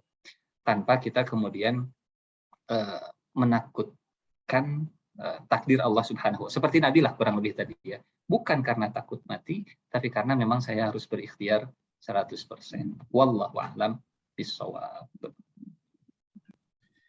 Jazakallah Ustaz atas jawabannya. Intinya tetap kita berusaha Ustadz ya, berikhtiar yang optimal dan maksimal Ustadz ya, agar bisa terlepas dari pandemi dan memberikan yang terbaik Ustadz untuk pilihan takdir kita. Ustadz, ini ada pertanyaan lagi, mungkin ada satu pertanyaan dari Ibu Alesya Ustadz. Assalamualaikum Ustadz. Saya bacakan Ustadz, qadarullah, saya terdampak pandemi Desember tahun lalu, suami saya dipanggil Allah karena COVID-19 di usia 36 tahun. Allah panggil saat kami merasakan puncak kebahagiaan dalam rumah tangga. Insya Allah saya dan anak-anak ikhlas dan yakin Allah Maha Baik dan akan ada skenario yang indah kelak. Yang ingin saya tanyakan, sudah setahun ini saya masih merasa kehilangan. Dan setiap saya ingin mengawali langkah for to do something masih sangat berat karena khawatiran yang sangat berlebihan. Jadi Ibu A ini masih khawatir yang berlebihan Ustadz. Apakah saya belum sepenuhnya menerima takdir ini dan amalan apa yang sebaiknya saya lakukan agar saya yang menjadi pribadi yang bisa lebih ikhlas dan menatap masa depan semangat saat seperti ada suami, jazakallah. Jadi ini ditinggal suaminya tahun lalu Ustadz dan masih merasa khawatir mungkin menghadapi takdir, mungkin seperti itu Ustadz. Baik, bismillahirrahmanirrahim. Bapak Ibu yang Allah muliakan, ya kita contohnya ke Nabi saja langsung ya, karena teladan kita semua, teladan bagi saya dan bagi kita semua. Nabi juga pernah mengalami kehilangan pasangan, kehilangan orang terdekat. Bahkan di hidup Nabi selama 63 tahun itu, orang-orang terdekatnya banyak yang dipanggil oleh Allah. Sebelum lahir bapaknya sudah dipanggil, waktu lahir ibunya di usia 6 tahun. Kemudian dirawat kakeknya juga dipanggil di umur 8 tahun. Kemudian dirawat pamannya juga dipanggil oleh Allah. Kemudian istrinya Siti Khadijah juga dipanggil oleh Allah waktu Nabi masih hidup. Dan semua anak Nabi dipanggil oleh Allah selama Nabi masih hidup. Anak Nabi ada 7. 6 dipanggil oleh Allah. Bayangkan, 7 anak, 6-6-nya dipanggil. 1 yang tersisa, yang meninggal setelah Nabi. Dan gak lama, 6 bulan setelah Nabi meninggal. Ya, Siti Fatimah radhiyallahu anha. Jadi bertubi-tubi kehilangan. Yang terberat, saat Nabi kehilangan istrinya dan pamannya. Sampai tahun itu. Dan luar biasa, Masya Allah. Allahumma sholli ala Sayyidina Muhammad. Kehilangan istri, kehilangan pasangan, dan kehilangan paman di bulan yang sama, di tahun yang sama. Istrinya sebagai pendamping di keluarga, penghibur dalam rumah tangga, pamannya sebagai pelindung dalam dakwah di luar rumahnya. Di bulan yang sama. Istrinya itu mungkin kalau dari sisi dakwah, beliau itu donaturnya, ya bagian finansialnya, pembiayaannya. Sementara pamannya itu sebagai pelindung politiknya, payung politiknya. Jadi Nabi mengalami krisis ekonomi, krisis politik, krisis keluarga di tahun yang sama, di bulan yang sama, di luar krisis-krisis kehilangan tadi anak-anaknya Rasulullah SAW. Sampai tahun itu dikenal dengan tahun kelabu, Amul Huzn, tahun kesedihan. Bapak Ibu yang Allah muliakan, bahkan para sahabat pernah heran. Waktu Nabi kehilangan anak yang paling terakhir, namanya Ibrahim. Nabi punya anak namanya Ibrahim, umurnya masih 18 bulan, anak laki-laki. Nabi nangis. Sampai Sa'ad bin Abi Waqqas, sahabat itu nanya, "Ya Rasulullah, atabki? Engkau nangis ya Rasulullah?" Mungkin kalau bahasa kitanya, masa Nabi nangis? Masa Nabi nangis kehilangan anaknya? Atau mungkin bagi orang yang memandang rada ekstrim, kok nangis? Berarti nggak nerima dong takdir Allah Subhanahu wa Ta'ala. Karena kadang difahami nangis itu nggak ridho dengan takdir Allah. Tapi Nabi nangis. Nabi juga sedih. Apa kata Nabi? Innal aina la tadma' wal qalba la yahzan wa la naqulu illa ma yurdi rabbana. Wahai Sa'ad, mata boleh berurai, hati boleh bersedih, dan ini adalah air mata kasih sayang. Yang penting lisan tidak mengucapkan kalimat yang tidak Allah ridhoi. Jadi orang yang ridho itu, orang yang menerima takdir, bukan orang yang tidak menangis, bukan orang yang tidak bersedih, tapi orang yang tidak sedih berlebihan, likaila ta'sau ala ma fatakum. Sedih itu fitrah manusia, tapi tidak berlarut-larut dalam kesedihan. Dan yang paling penting, lisannya tidak mengucapkan kalimat yang tidak Allah ridhoi. Apalagi dengan kalimat takdir memang kejam. Nah, itu bahaya luar biasa ya. Itu sama seperti menyebut Allah kejam dan seterusnya. Atau Allah nggak adil, kenapa orang lain nggak dipanggil pasangannya, kenapa harus keluarga saya yang dipanggil. Kalimatnya tetap kalimat-kalimat yang Allah ridhoi. Inna lillahi wa inna ilaihi raji'un. Ya, semuanya milik Allah. Kita akan kembali juga kepada Allah Subhanahu wa taala. Jadi tidak bertentangan antara ridho dengan air mata, ridho dengan kesedihan. Yang penting adalah lisan kita tidak mengucapkan kalimat yang dimurkai oleh Allah Subhanahu wa taala. Ini yang pertama. Yang kedua, Isra Mi'raj itu bagi kita, bagi Nabi itu hiburan. Nah, bagi kita juga jadi hiburan. Waktu Nabi kehilangan istrinya, Nabi itu kan di Isra Mi'rajkan. Bentuk hiburan atas kehilangan pasangan, Nabi itu Isra Mi'raj. Isra Mi'raj itu hiburan dari Allah Subhanahu wa taala. Nah, bagaimana aplikasi Isra Mi'raj bagi kita? Satu, ya. Isra Mi'raj itu artinya kita melakukan perjalanan. Kadang, ini kalau kondisi memungkinkan tentunya ya, kalau kita banyak jalan, banyak keluar gitu, traveling misalnya, itu cukup membantu perasaan kita. Traveling yang terbaik adalah minal masjid ilal masjid. Perjalanan spiritual, kumpul dari satu kebaikan ke kebaikan yang lain. Yang kedua, Nabi waktu Isra Mi'raj, beliau ketemu dengan para senior-seniornya, para pendahulunya. Nabi ketemu dengan Nabi Adam sampai Nabi Isa alaihi salam. Karena kadang kita kumpul atau ketemu ngobrol dengan orang yang berpengalaman, orang yang punya pengalaman yang sama, yang pernah mengalami kehilangan, itu juga meringankan beban kita. Dan yang terakhir, Isra Mi'raj itu sholat. Ya. Makin bagus kualitas sholat kita, makin terhibur dengan kesedihan-kesedihan kita. Wallahu a'lam bishawab. Mangga silakan, Dok. Ya, jazakallah Ustadz.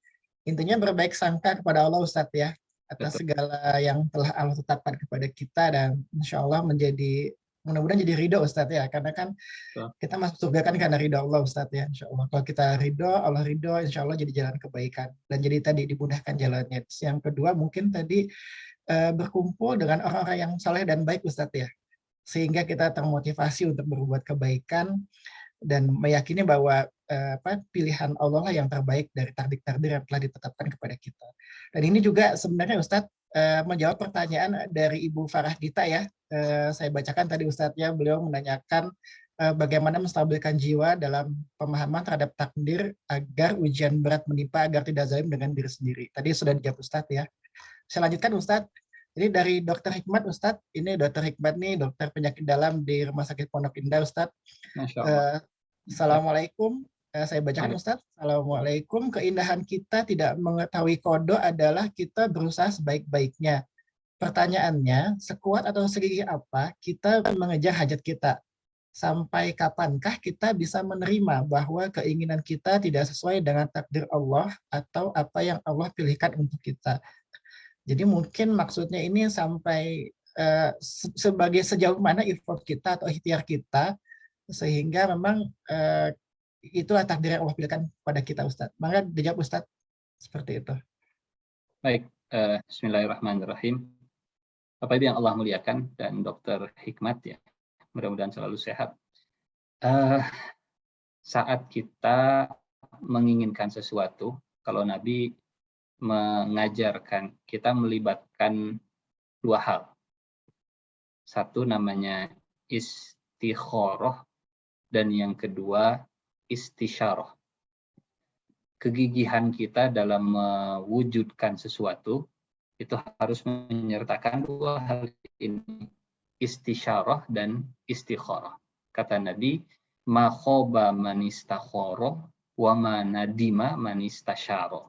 nggak akan rugi orang yang istikharah, dan nggak akan celaka orang yang istisyarah. Istikharah, ya kita melibatkan Allah, memohon Allah, minta pilihan kepada Allah dalam sholat kita, sehingga apapun yang terjadi setelah itu, kita tahu bahwa inilah yang dipilih oleh Allah dan terbaik untuk kita. Itu satu. Yang kedua, istisyarah. Kita minta pendapat, kita bermusyawarah, kita minta pendapat atau opini orang yang ahli dalam bidang tersebut. Sehingga kalau orang sudah kasih nasihat ke kita, kasih masukan ke kita, kasih pendapat ke kita, kemudian kita sudah semaksimal mungkin beristisyarah dengan orang yang ahli di bidangnya, maka maka saat itu juga Nabi sudah memberikan jaminan kepada kita, apapun yang terjadi setelah itu, kita nggak akan celaka. Apapun yang terjadi setelah itu, kita nggak akan rugi.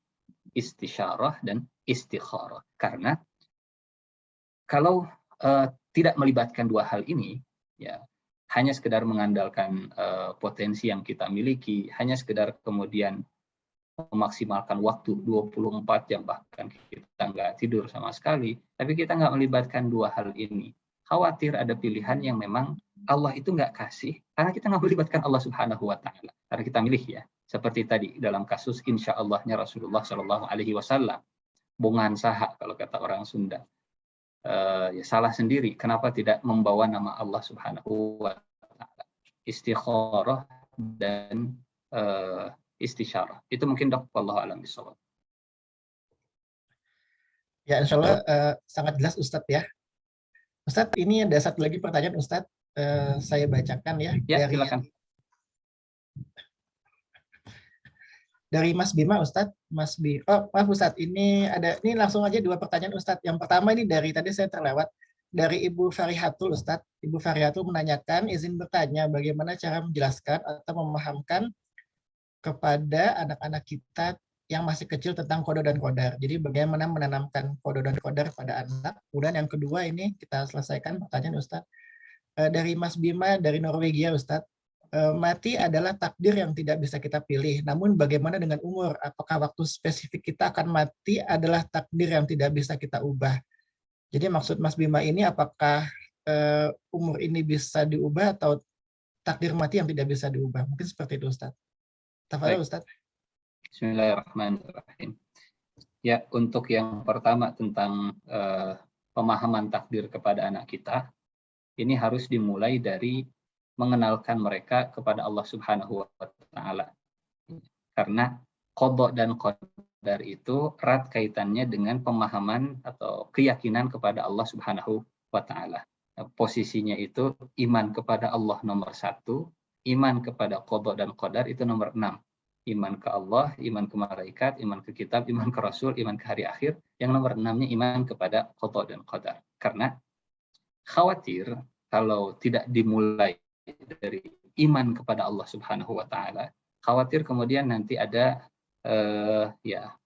tidak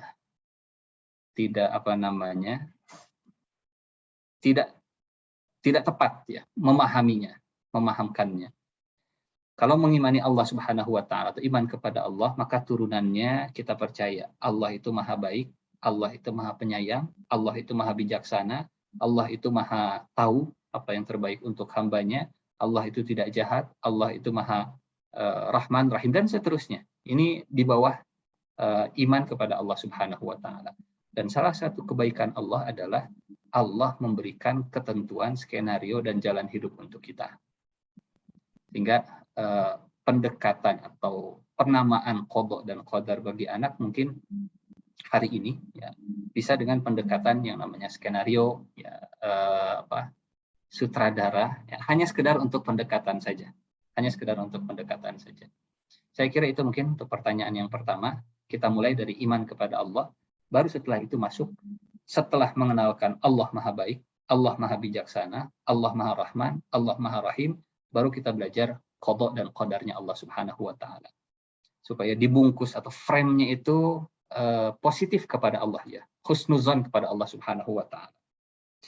Yang kedua tentang apa tadi? Antara umur dengan kematian ya. Ya Ustadz, jadi Mas Bima menanyakan mati adalah takdir yang tidak bisa kita pilih. Namun bagaimana dengan umur, katanya Ustadz. Apakah waktu spesifik kita akan mati adalah takdir yang tidak bisa kita ubah? Baik, ada hadis yang redaksinya itu Rasulullah menjelaskan kalau kita silaturahim, Allah akan memanjangkan umur kita. Begitu ya, sering kita dengar. Kalau silaturahim itu nambah rezeki dan nambah umur. Pertanyaannya begini, apakah maknanya yang sudah Allah tentukan itu bertambah, atau maknanya Allah akan memanjangkan nikmatnya sampai umur terakhir kita? Misal begini, umur orang tersebut 73 tahun. Tadinya 73 tahun itu hanya bisa dinikmati sampai umur 60 tahun. Sisanya dari 60 sampai 73 dia nggak bisa menikmati usianya. Mungkin punten sakit-sakitan, mungkin punya permasalahan, ini itu dan seterusnya. Karena dia banyak silaturahim, yang tadinya itu dia hanya bisa menikmati umurnya itu 60 tahun, padahal ajalnya 73, karena dia banyak silaturahim, dari 60 itu kemudian dipundurkan oleh Allah, dipanjangkan oleh Allah, akhirnya dari 60 jadi 73 tahun. Umur 73 tahunnya, 73 tahun juga Allah berikan kenikmatan kepada dirinya. Ini mungkin yang yang bisa difahami, atau makna yang kedua ketika Allah memberikan umur tambahan kepada hambanya. Istighfar contohnya. Di Al-Quran Allah menyebut salah satu istighfar itu tujuannya, mohon ampun, ya. Salah satu tujuannya adalah memanjangkan umur kita sampai ke ajal. Ila ajalim musamma. Saya coba tampilkan. Apa maksudnya memanjangkan sampai ke ajal? Kalau ajal tidak bisa diubah, kalau umur, ini yang mungkin pemahaman terhadap umur yang luar biasa ya. Kalau kita lihat di surat Nuh ayat keempat, saya ingin tampilkan. Bismillah. Nah, yaghfir lakum min dzunubikum wa yuakhirkum ila ajalim musamma. Niscaya Allah akan mengampuni sebagian dosa-dosamu dan menangguhkan kamu sampai kepada waktu yang ditentukan. Apa maknanya? Wa yuakhirkum ila ajalim musamma. Bukankah ajal itu nggak bisa diakhirkan? Bukankah ajal itu sudah ditentukan waktunya? La yastakhiruna sa'atan wa la yastaqdimun. Kenapa di ayat ini Allah menyebutkan wa yuakhirkum, dan menangguhkan kamu ila ajalin musamma, sampai kepada waktu yang ditentukan. Nah, kaitannya dengan pertanyaan tadi, kalau ajal itu sudah dipatok oleh Allah. Tapi kalau isi dari usia kita, ada yang menikmati hidupnya sampai 60, padahal ajalnya 70. Ada yang menikmati usianya sampai 65, padahal ajalnya di 70 misalnya. Sisa 5 tahunnya justru dia dalam keadaan yang tidak baik-baik saja. Nah, silaturahim itu memanjangkan umur, menunda kita sampai ke waktu yang sudah ditentukan. Jadi patokannya sudah ada, jatahnya sudah ada, kuotanya sudah ada, tinggal memundurkan masa aktifnya saja. Mungkin begitulah ya kalau bahasa HP itu. Wallahu a'lam bishawab. Wallahu a'lam bishawab. Mangga silakan, Dok. Jadi kalau ajal tuh tidak akan mundur Ustadz ya, tidak akan maju, Ajal tidak bisa mundur dan nggak bisa maju. Tetapi kebermanfaatan. Kebermanfaatan umur ya. Umur itu kan dari kata kemakmuran. Umur itu dari kata imaroh. Kalau kita umroh, memakmurkan masjid, itu satu rumpun dari huruf ain mimro kalau dalam bahasa Arabnya. Wallahu a'lam bishawab. Ya, dari Ustadz. Jadi jelas ya Mas Bima ya. Jadi ajal tidak berubah, tapi umur akan berbeda ya. Artinya ketika kita berbuat kebaikan ya tadi silaturahmi misalnya akan menambah kebermanfaatan. Ya Ustadz, alhamdulillah Ustadz ya sudah jam 17.30 nih. Terlalu banyak nih Ustadz kalau saya simpulkan, tapi mudah-mudahan ini tidak jadi pertemuan pertama kita Ustadz ya. Insya Allah mungkin dari Kamus 99 akan akan ada kajian-kajian lain Ustadz seperti itu. Karena untuk memahami ilmu Allah ini yang sangat luas ini Ustadz butuh kontinuitas Ustadz ya, sehingga kita akan terus terwarnai oleh kebaikan-kebaikan yang diberikan oleh Ustadz seperti itu. Ustadz, jazakallah atas kehadirannya pada sore ini ya. Mungkin sebelum kita tutup Ustadz, boleh Ustadz berdoa untuk kita semua agar kajian kali ini menjadi jalan Ustadz ya, kebaikan dan jadi saksi Ustadz ya bahwa kita pernah berkumpul bersama-sama di sini untuk mendapatkan ilmu dalam rangka mencari ridha Allah Ustadz. Mangga Ustadz, tafadhol. Baik. A'udzubillahi minasyaitonirrajim. Bismillahirrahmanirrahim. Hamdan yuafi ni'amahu wa yukafi'u mazidah. Ya Rabbana lakal hamdu kama yanbaghi li jalali wajhika wa 'azimi sultanik. Allahumma salli ala sayyidina Muhammad wa ala alihi wa sahbihi ajma'in. Allahumma ighfir lana wa liwalidina warhamhuma kama rabbayana shighara. Rabbana hab lana min azwajina wa dhurriyyatina qurrata a'yun waj'alna lil muttaqina imama. Rabbana la tuzigh qulubana ba'da idh hadaytana wa hab lana min ladunka rahmah innaka antal wahhab. Rabbana atina fid dunya hasanah wa fil akhirati hasanah wa qina adzaban nar. Wa sallallahu ala sayyidina Muhammadin wa ala alihi wa sahbihi wa sallim. Walhamdulillahi rabbil alamin. Amin. Amin. Allahumma amin. Mudah-mudahan dengan kajian ini Ustadz ya, kita bisa memilih takdir-takdir terbaik kita Ustadz ya. Betul Ustadz ya. Karena tadi di luar kodok yang Allah tetapkan, umur dan rezeki Ustadz ya, dan nikmat itu semua adalah pilihan-pilihan kita Ustadz ya. Apakah kita akan memilih kebaikan atau tidak? Kita tidak akan memilih kebaikan. Sebenarnya di tangan kita Ustadz ya, takdir kita sendiri ada di tangan kita. Selain yang ditetapkan oleh Allah seperti itu. Jazakallah Ustadz. Kita tutup dengan doa kafaratul majelis. Subhanaka Allahumma wa bihamdika asyhadu an la ilaha illa anta astaghfiruka wa atubu ilaik. Ya. Tutup dengan baca hamdalah Ustadz. Alhamdulillahirabbil alamin. Saya tutup kajian kita sore ini dengan assalamualaikum warahmatullahi wabarakatuh. Waalaikumsalam warahmatullahi wabarakatuh. Saya izin pamit ya. Ya Ustadz Mirsan, jazakallah ya, kita mau silaturahmi dulu. Sama-sama semuanya, sehat selalu semuanya. Amin.